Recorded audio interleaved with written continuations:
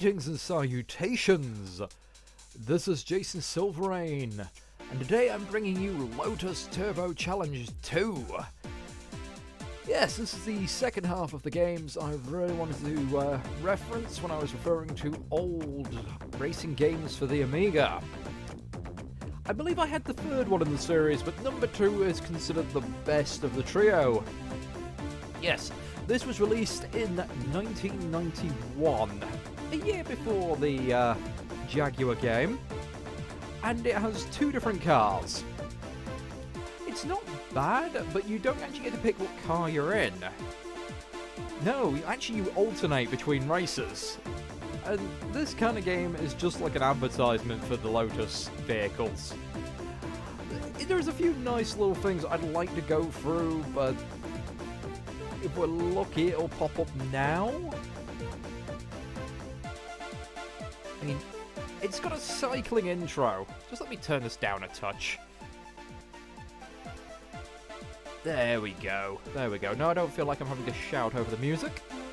Yes, you get this little animation of the car, and in the first time through, normally there's like a side... Yes, we have something like this, which gives you all the stats of the car, which really made me feel like this was trying to advertise the car. Now, the first Lotus Turbo Challenge was very much like the Jaguar game, where it's a typical, you know, go around a track, do laps, try to come first. Number 2 shook up that formula by deciding to make it a bit more like Outrun, so it's a checkpoint-based game. It's pretty bare-bones basic, and the third game decided, hey, people can't, you know, people keep complaining no matter what we do, so we'll put both modes in the game. Yeah, there was one little problem with that, however. Automatic or manual? I don't know for manual. Yes, they used most of the assets from the second game and barely put anything new in the third, which is a shame, really. Now, this could be 1 or 2 player. You can also link Amigas. Absolutely crazy, I say. I'm trying to remember which is which. It's not exactly clear. But you can choose to accelerate on the button or press up, and I'll try and get a little bit of distance here. What's going on with the name tag? Thankfully this game has been a bit kinder on the emulator, so it's not constantly resizing. Also, I've realised why in Magic Pockets and 1 or 2 of the other things I've tried to record, I've been catching bits of the emulator in, and that's because when I'm altering the camera in OBS... Can you stop it? Thank you. When I'm altering the camera in OBS, the highlighted line of what the actual view screen is, well, it's not on the edge. It includes that rim. And it covers up a little bit of what I'm trying to alter. So, yeah, I've been fiddling with that and trying to make it better.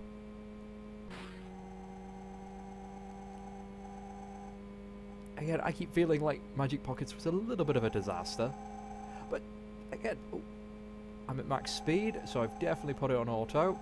I feel like having an automatic makes it a bit easier.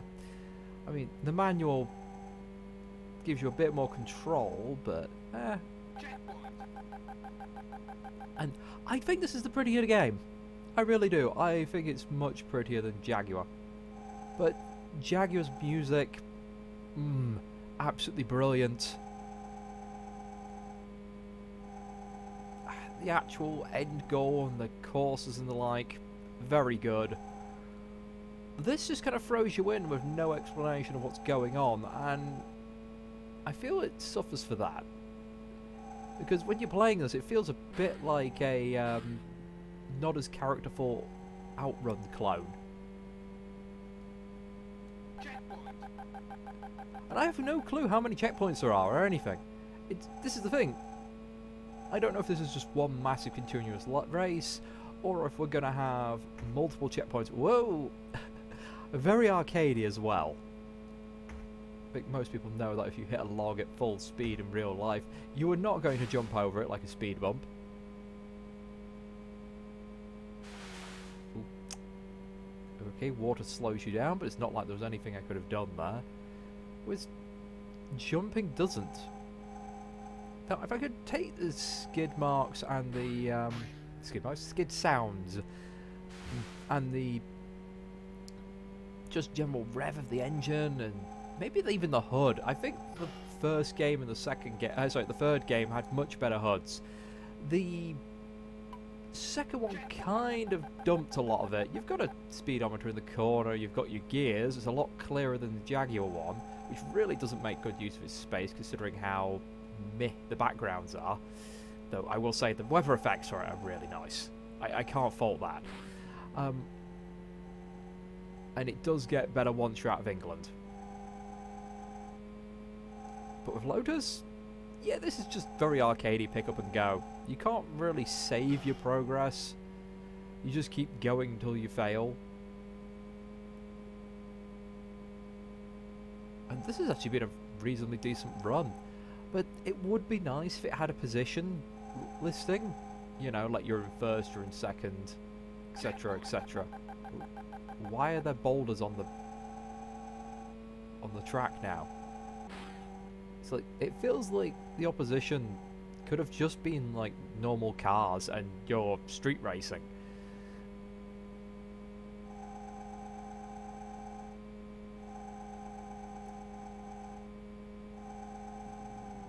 Oh dear, oh dear. Did I just knock a tree down? That's what I love about some of these old sprite games. Sometimes you had just so much fun trying to figure out, wait a minute, did I just destroy that? Did I knock that over? And seeing the animation for when you did.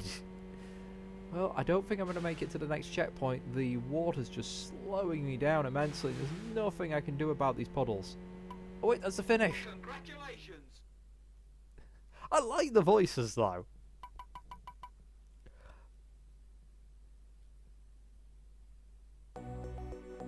Night course. Password Twilight. Oh yes, this one's all password based. Oh yeah, I remember this. That was another thing that people got annoyed with. It didn't take advantage of the Amiga's ability to save and write files. But it did mean that you could just go to any level as long as you knew the password. Come on. I do like that city background though. It looks like a slightly shrunk version of the one from Streets of Rage.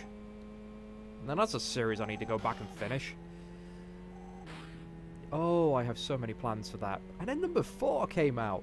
Still think the fan game is vastly superior, and hats off to Sega who just went, you know what guys, good luck. Here's a license. I think they sold them the license for like a penny or something to allow them to do it without getting it removed, or just said, oh, we know about it. Just keep it on the down low, wink wink. They didn't go out of their way like Nintendo to destroy them.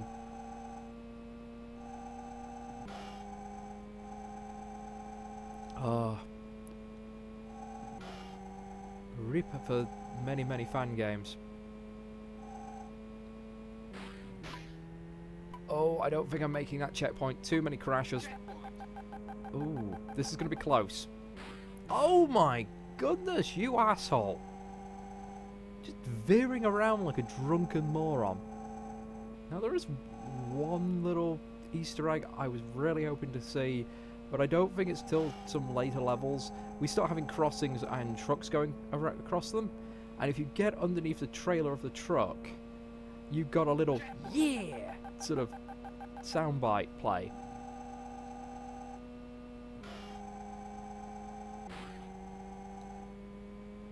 There we go. If I can not bounce in. Oh goodness me. I mean, I don't mind the metallic, oh god, bouncing noises, but the springy spring one, no, that just sounds wrong. Give me a oops. I am veering all over the place. I am not making this. And oh goodness, I'm definitely not making this if I've been overtaken. Oh dear. Oh, damn, I'm down by 2 seconds. Oh, there we go. Yeah, The problem I have with both this and Jaguar is Jaguar doesn't give you any, you know, audio cues.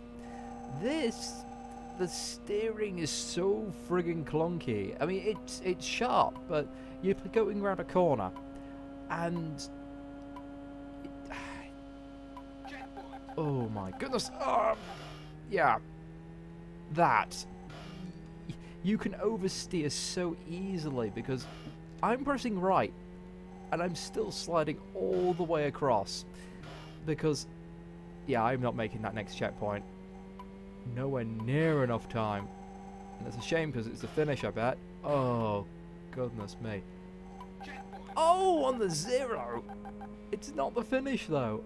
Oh, this game is cruel.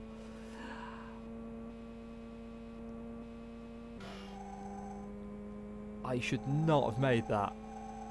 I think I literally bounced off someone across it.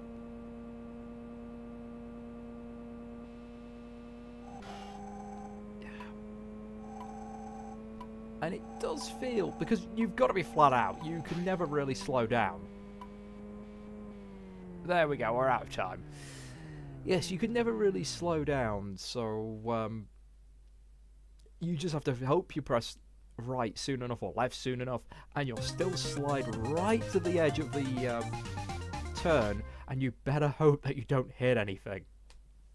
But this is Lotus. It's not a bad game, but it's very basic.